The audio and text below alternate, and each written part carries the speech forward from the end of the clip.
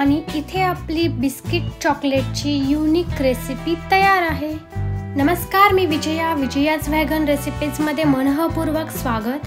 Video शेवटपर्यंत नक्की बघा आणि आवडल्यास लाईक सबस्क्राइब करून बेल आयकॉनवर क्लिक करायला विसरू नका। चला तर मग रेसिपीला पटकन सुरुवात करू। इथे मी 8 ते 10 डायजेस्टिव्ह बिस्किट घेतलेले आहेत। तुम्ही कोणतेही बिस्किट घेऊ शकता।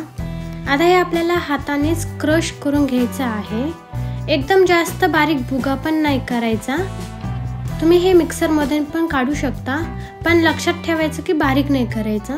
अशा पद्धतीने हे बिस्किटांचा चुरा करून घेतलेला आहे। हे मी बाजूला ठेवते आणि इथे मी पाव कप अमूलचं फ्रेश क्रीम घेतलेली आहे आणि आपल्याला इथे पाव कप चॉकलेटचं सिरप घ्यायचे। हे डार्क चॉकलेट सिरप आहे। याऐवजी तुम्ही नॉर्मल चॉकलेट मेल्ट करून पण घेऊ शकता, त्याने पण ही रेसिपी खूप छान लागते। आता आपण हे छान मिक्स करून घेऊया। एकदम कमी साहित्यात होणारी ही रेसिपी आहे।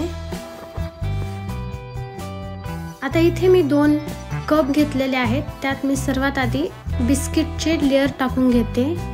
2 ते 3 चमचे मी इथे बिस्किटचा चुरा टाकून घेत आहे।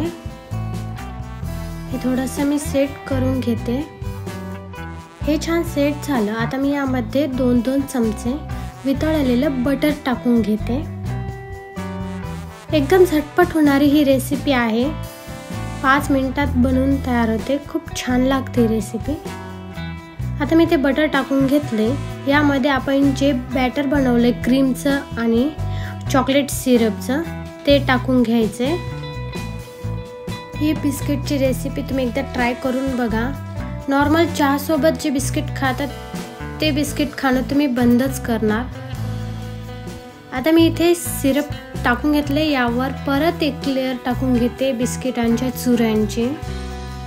हे पण मी थोडंसं सेट करून घेते आणि परत एक लेयर चॉकलेट सिरपची टाकून घेते। इथे आपल्याला साखर वगैरे असं काही ॲड करायची गरज नाही आहे, कारण हे चॉकलेट सिरप ऑलरेडी गोड आहे। आणि इथे मी थोडेसे चॉकलेटचे तुकडे आणि स्ट्रॉबेरीचे मस्त असं गार्निशिंग करून घेते। दिसतंय ना भारी, आणि खायला पण खूप छान लागते। आय होप तुम्हाला ही रेसिपी आवडली असेल तर लाईक करा, कमेंट करून सांगा मला ही रेसिपी कशी वाटली। धन्यवाद व्हिडिओ शेवटपर्यंत बघितल्यामुळे। पुन्हा भेटूया अशाच एका नवीन रेसिपी सोबत। तोवर मस्त खा, मस्त रहा। Bye bye.